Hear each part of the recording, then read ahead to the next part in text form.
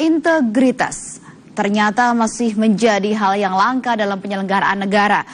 Akibatnya, banyak kesepakatan haram terjadi di balik pintu tertutup antara pejabat pemerintah dengan pengusaha hingga penegak hukum. Sama halnya dengan Amerika Serikat. Negara adidaya ini ternyata juga masih berjuang dalam mengubah budaya korup yang berawal dari penyalahgunaan kekuasaan. Iqbal Himawan mendatangi negeri Paman Sam untuk menggali lebih dalam bagaimana integritas dan sinergi antar lembaga menjadi satu kunci dalam memberantas korupsi.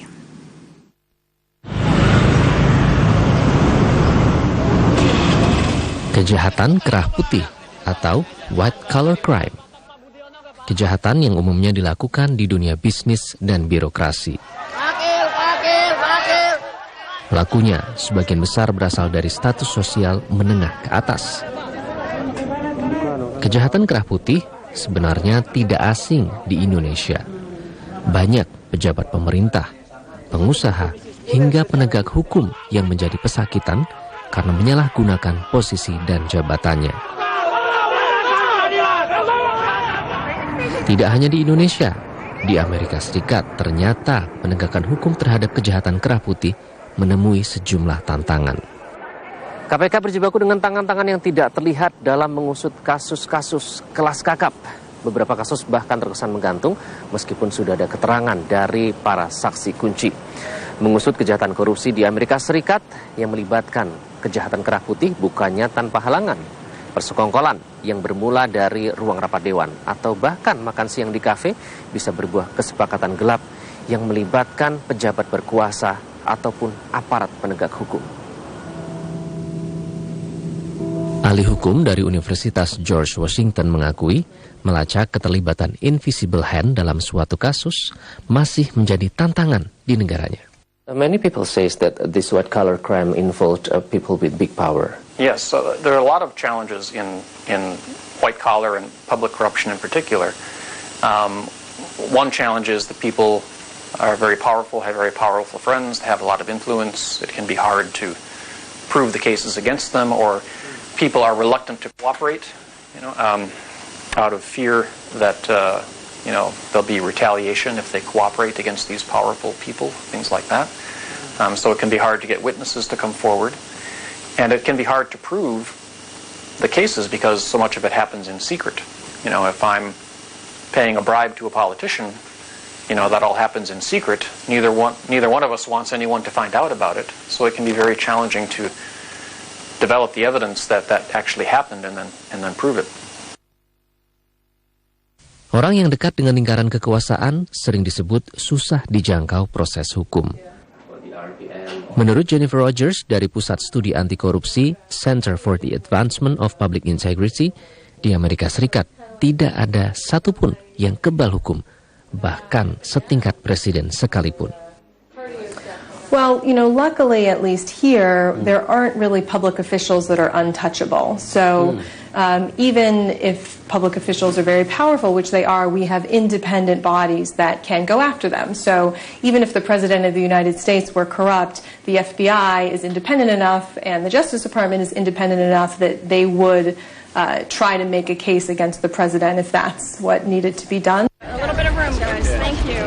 Salah satu kasus yang menarik perhatian publik Amerika Serikat adalah kasus mantan gubernur Virginia, Robert McDonnell. Tokoh Partai Republik yang sempat disebut-sebut akan menjadi kandidat Presiden Amerika Serikat ini dituntut bersama istrinya di pengadilan. McDonnell dinyatakan terbukti bersalah menerima hadiah dan pinjaman fiktif senilai $177.000 Amerika Serikat dari seorang pebisnis. Namun, kasus ini dibatalkan Mahkamah Agung karena kekurangan bukti yang menunjukkan dia menyalahgunakan kekuasaan. So the gifts were improper, but it just wasn't actually a bribe because he didn't do enough in exchange. That was the... Okay, and then what is the implications of this thing? Well, it's going to make bribery prosecutions more difficult in the U.S., I think, because you have to just prove that much more. If you're the prosecutor, if you're the government, you have to prove that much more about what the public official actually did, right? Or that it was more substantial in terms of the official action that the public official took. Most of the time, these politicians that engage in corruption type activities are very savvy and they're very smart to the fact that the FBI is looking at them and they try to do whatever it is that they can to conceal their criminal activity. Citizens report crimes all the time. Citizens, call us 24/7. They email, Agen khusus FBI, George Kuzami, menjelaskan kepada saya cara menangkap koruptor ala lembaganya. Jika di Indonesia, KPK identik dengan operasi tangkap tangan, FBI punya mekanisme tersendiri. So it's not like the movies depict that somebody passes the money and the bad guy takes the money and then we come in and we make the arrest. We use a variety of different techniques. We use cooperating witnesses. We use undercover agents. We use sophisticated techniques to include wiretap investigations where we could just capture somebody with their own words committing the crimes or trying to devise a scheme to defraud and enrich themselves with public money. FBI sebagai agen investigasi federal menangani hampir 50% kejahatan kerah putih. Kasus yang terbanyak ditangani adalah penggelapan pajak yang tidak hanya melibatkan pengusaha, namun juga oknum pejabat pemerintah. Oleh karena itu, ada lembaga khusus yang mengawasi etika dan akuntabilitas pejabat pemerintah. Lembaga ini bernama Board of Ethics and Government Accountability. Tujuan utamanya agar pejabat tidak menyalahgunakan wewenang dan memperkaya diri dengan harta haram. Saya pun menemui Ketua Komite Etik BEGA, Darren Soben. Then how does the office receive allegations of ethical misconduct? What are the procedures involved in this process? In order for me to commence an investigation, I can do so when I have information that leads me to have a reason to believe that an ethics violation has occurred. Okay? And I can get that information from any source. I can pick up the newspaper and read an article about somebody being accused of ethical misconduct. I can have somebody come in and fill out a complaint.